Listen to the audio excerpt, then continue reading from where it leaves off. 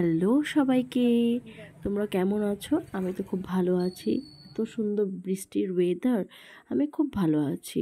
আর আমার ফ্যামিলির সবাই ভালো আছে, কিন্তু একটু ঠান্ডা লেগে গেছে, যেহেতু সব জায়গায় ঘুরছি না, তাই খুব ঠান্ডা লেগে গেছে। তো দেখো আমরা বেরিয়ে পড়েছি, সর্দি ভাই, আমি, আমার বর এসেছে আমাকে নিতে। তো আমার বর, আমার ভাই, আমার ভাগ্নিরা, ভাগনা, আমার ছেলে, সবাই আমরা ঘুরতে বেরিয়ে পড়েছি। সেটা হচ্ছে আমার সব থেকে ছোট ননদ। ওদের বাড়িতে আমি বিয়ের পর আজ পর্যন্ত যাইনি, তো ভাবলাম এবার ঘুরেই আসি।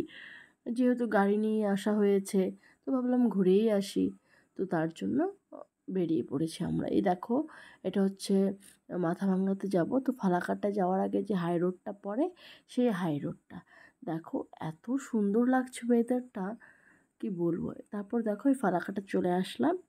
ফালাকাটাতে কিছু কেনাকাটা করবো, যেহেতু প্রথমবার যাচ্ছি। তো এখানে আমরা ফালাকাটা একটা একটা ভালো মিষ্টির দোকান আছে, সেটার নাম হচ্ছে সুইটি। দেখো এই যে আমরা এসে পড়লাম।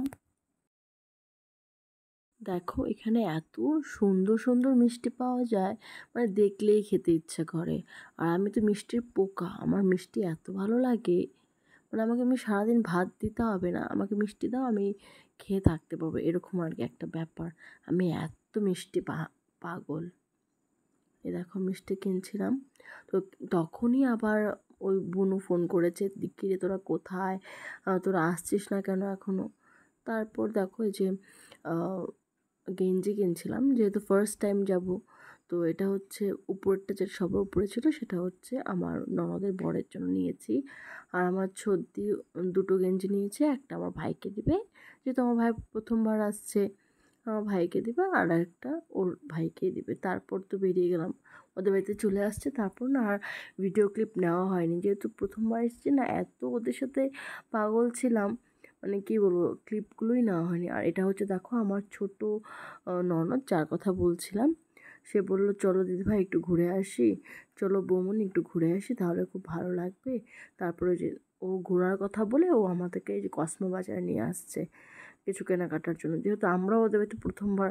তো সেও আমাদের জন্য, আমার ছেলের জন্য একটা সেট কিনেছে, আমার বরের জন্য একটা সেট কিনেছে। তারপর হচ্ছে আমার ওই ভাগনাকেও একটা সেট দিয়েছে, জামার সেট। তো ও কেনাকাটা করছে। এই দেখো আমার ছেলে, ও মানে বাড়ি ছাড়া বাইরে কোথাও যায় না, তো ওর ঠাম্মিকে ছাড়া, ওর পাপাকে ছাড়া, ওর জন্যই খুব মানে শরীরটা খারাপ হয়ে গেছিলো। তারপর ওই বুনু আমাদেরকে আইসক্রিম খাইয়েছিল। এই যে দেখো, এত টেস্টি ছিল না আইসক্রিমটা, কি বলবো।